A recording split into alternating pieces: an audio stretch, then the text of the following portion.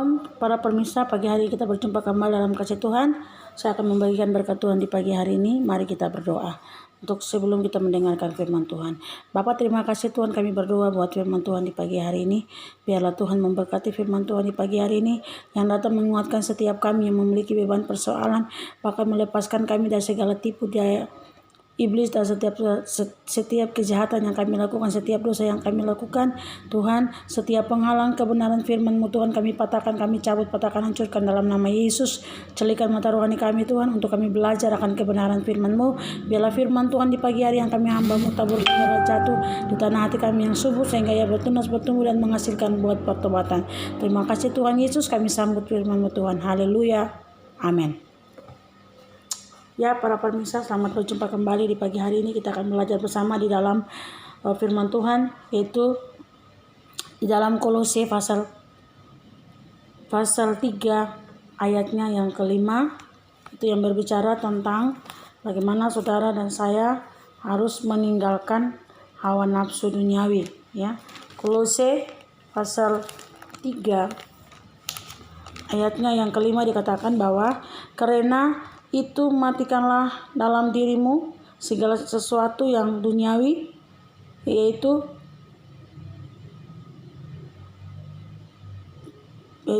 percebulan, kenajisan, hawa nafsu, nafsu jahat, dan juga keserakahan yang sama dengan penyembahan berhala.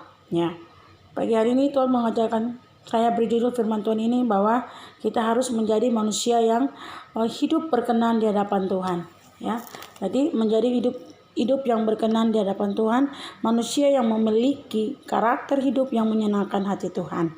Yaitu yang poin pertama, ada 5 poin. Poin yang pertama adalah bagaimana kita mematikan hawa nafsu duniawi kita, yang tadi kita baca di dalam Kolose tadi, bahwa bagaimana kita meninggalkan hawa nafsu duniawi kita sehingga kita bisa hidup di dalam takut akan Tuhan.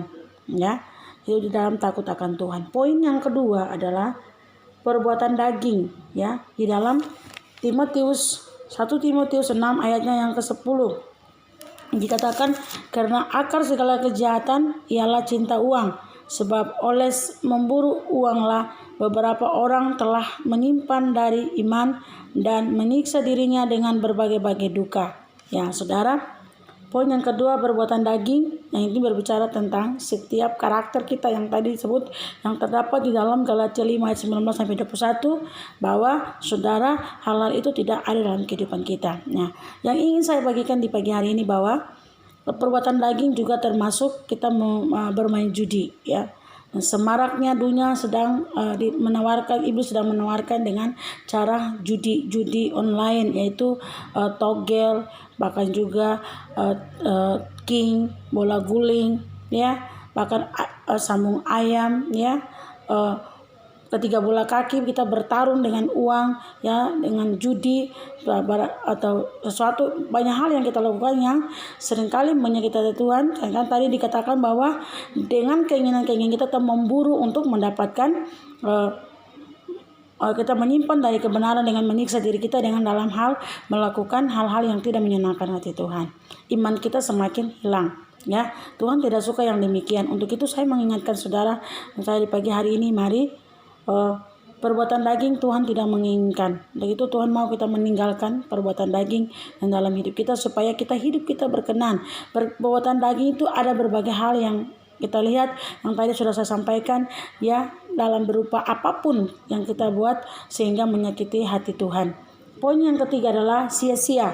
Di dalam Pengkhotbah 1 ayatnya yang ke Pengkhotbah 1 ayatnya yang ke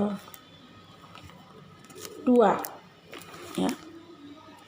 Pengkhotbah 1 yang ayat yang kedua yang dikatakan,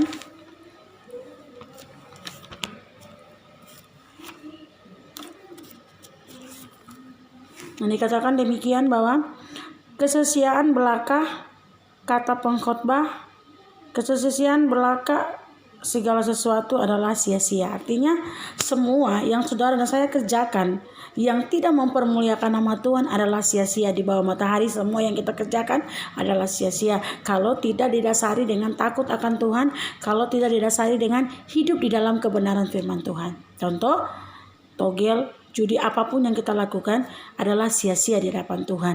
Itu adalah kekejian bagi Tuhan. Tuhan tidak menginginkan kita mempersembahkan sesuatu yang keji bagi Tuhan. Kadang-kadang ketika orang mendapat togel dengan uang banyak, mereka membawa perpuluhan, mereka membawa persembahan, mereka membawa hal itu kepada Tuhan. Tuhan bilang itu adalah persembahan yang keji di hadapan Tuhan. Tuhan tidak menginginkan persembahan yang keji di hadapan Tuhan. Apalagi ini judi kita membawa kepada Tuhan. Tuhan tidak, kadang-kadang orang berbilang bahwa itu berkat yang Tuhan kasih. Tuhan tidak pernah memberkati kita dengan berkat yang salah. Ya, Tuhan punya berkat tersendiri untuk memberkati saudara dan saya. Saudara dan saya diberkati bukan oleh berkat itu, tapi napas kehidupan saudara dan saya juga adalah berkat dari Tuhan. Bahkan Tuhan mau supaya kita mencari sesuatu yang benar-benar berkenan di hadapan Tuhan, bukan dengan kesia-siaan. Ya, poin yang keempat adalah dosa di dalam Roma 6 ayat 23. Roma 6 ayat 23. Poin yang keempat adalah dosa di dalam Roma 6 ayatnya yang ke-23. Itu dikatakan bahwa sebab upah dosa ialah maut, tetapi kasih karunia Allah ialah hidup yang kekal dalam Kristus Yesus Tuhan. Ketika saudara melakukan dosa, berarti maut sedang mengejar saudara. Tetapi kalau saudara melakukan kebenaran yang untuk menyenangkan hati Tuhan, maka saudara akan diberkati oleh Tuhan. Saudara akan diberkati oleh Tuhan ketika saudara hidup melakukan kebenaran firman Tuhan. Ketika saudara ada di dalam jalan-jalannya Tuhan, ketika saudara ada di dalam setiap perintah-perintah Tuhan, maka saudara akan diberkati. Tetapi saudara melakukan dosa, saudara tidak akan diberkati oleh Tuhan. Dosa menghambat berkat Allah dicurahkan. Upah dosa adalah maut. Ketika saudara melakukan yang tidak benar, maka saudara akan dikejar oleh maut. Poin yang kelima adalah, yang terakhir adalah menjadi berkat. Ya, poin yang ketiga adalah, yang kelima adalah tidak menjadi berkat di dalam Amsal 13 ayatnya yang ke-11. Ya. Amsal 13 ayatnya yang ke-11, demikian firman Tuhan, harta yang cepat diperoleh akan berkurang, tetapi siapa mengumpulkan sedikit demi sedikit menjadi kaya. Ya, saudara, kalau kita mengumpulkan harta sedikit demi sedikit, saudara dan saya akan menjadi kaya. Ya, kenapa tidak menjadi berkat? Karena togel tidak membawa kita kepada berkat, malah membawa kita kepada kerugian yang besar.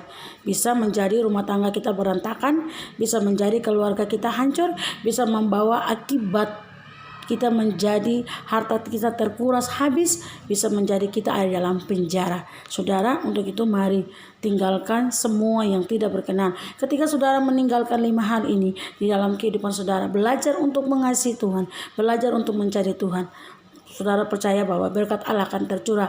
Yang sakit akan disembuhkan, yang lemah akan dikuatkan, bahkan yang miskin akan menjadi kaya ketika hidup di dalam kebenaran takut akan Tuhan. Maka saudara tidak akan kekurangan, saudara akan diberkati oleh Tuhan.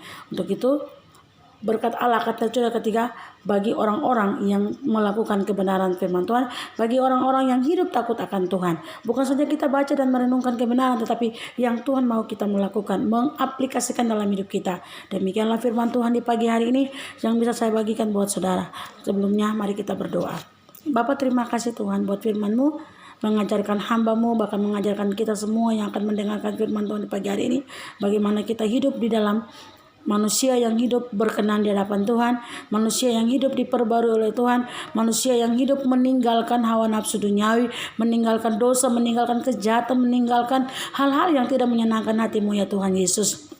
Ampuni kami Tuhan, kalau selama ini kami melakukan hal-hal yang tidak berkenan di hadapan-Mu Tuhan. Kami minta ampun ya Bapa, dan biarlah firman Tuhan di pagi ini menjadi berkat bagi kami semua. Dalam nama Tuhan Yesus kami berdoa, yang sakit disembuhkan, yang lemah dikuatkan, yang miskin diberkati, yang hilang pengharapan diberikan pengharapan, yang berduka dihiburkan oleh Engkau Tuhan. Dalam nama Tuhan Yesus kami sudah berdoa dan mengucap syukur. Haleluya.